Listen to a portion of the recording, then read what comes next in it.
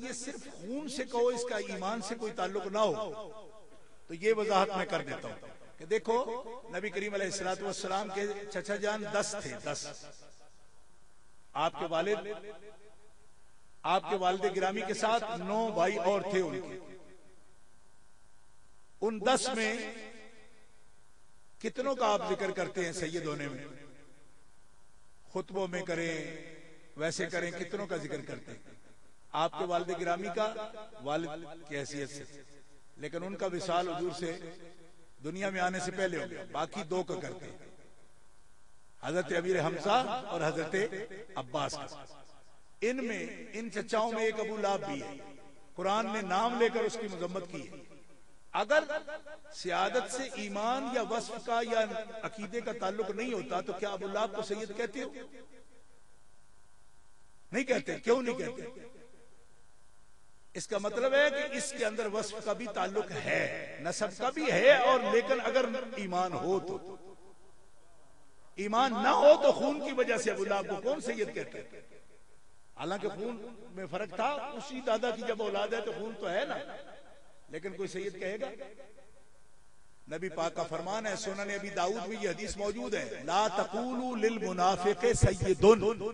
فإنه يكن سيدا قد أسخطتم ربكم عز وجل او كما قال رسول اللہ صلی اللہ علیہ وسلم کسی منافق کو سید نہ کہو اگرچہ اس کی لڑی کچھ بھی ہو لیکن اگر اس کا عقیدہ خراب ہے منافق ہے اس کو سید نہ کہو سنن ابی داؤد شریف میں یہ حدیث پاک موجود ہے سیاستہ میں نہ کہو اور اگر وہ تمہارا سید ہے تو پھر تم نے اپنے رب کو غضبناک کر دیا یعنی رب کو غصہ دلایا تم نے ایک منافق کو اپنا سید کہہ کر اس لیے عقیدے کی درستگی ضروری ہے عقیدہ درست ہو تو نسب بھی چلے گا وصف بھی چلے گا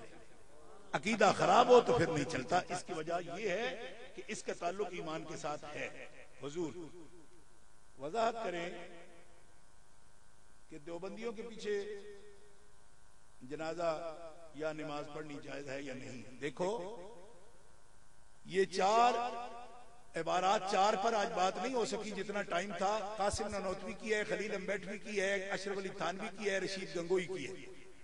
ان عبارات پر فتویٰ 300 علماء تقریباً بن جاتے ہیں 255 یہ ہوں اور اگر 35 وہ علماء حرمین کا فتاویٰ ہو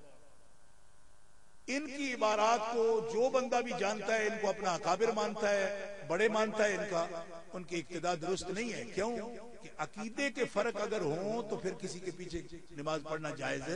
نہیں ہے جب کفر کی حد تک ان کے عقیدے گئے گزرے ہیں تو اقتداء کیسے درست ہوگی فسق کی بنیاد پر بھی نماز لوٹانی پڑتی ہے کفر تو بہت بڑی بلا ہے فسق اگر امام فاسق ہوگا تو بھی لوٹانی پڑے گی نماز مکروہ تحریمہ ہو جائے گی تو جب فسق پر یہ حال ہے تو کفر پر کیسے آپ کی جائز آ جائے گی اس لیے گستاخ رسول کے پیچھے کس کو شوق ہے نماز پڑھنے کا کمال ہوگی یہ کس طرح پھر اتنی بڑے بیان کے بعد یہ کو پوچھنے والی بات تھی وہ کہتے ہیں پنجابی میں ساری رات روندے رہے سو پوچھتے ہوئے ہیر رانجھے کی بہن لگ گئی یہی تو مسئلہ سارا اب تک بیان کیا کہ جب وہ فتاوی سارے بیان ہو گئے ہیں اس کے بعد یہ گنجائش نہیں تو یہ 2-3 جو مسائل آئے تھے وضاحت اس کی میں نے آپ کی خدمت پیش کر دی ہمارے جتنے بھی نظریات ہیں ان میں الحمدللہ ہماری پوری کوشش ہوتی ہے کہ ہم اپنے اکابر کے اسلاف کی روایات تشریحات کی روشنی میں ہی اس کو بیان کریں اور اگر کہیں محسوس کیا جائے کہ ہم اپنے اکابر کی تشریحات یا اسلاف کی جو تشریحات ہیں اس کے مطابق بیان نہیں کرتے تو ان کی 1000 سے زیادہ کتابیں ہیں ہم اسی وقت کریکشن کر سکتے ہیں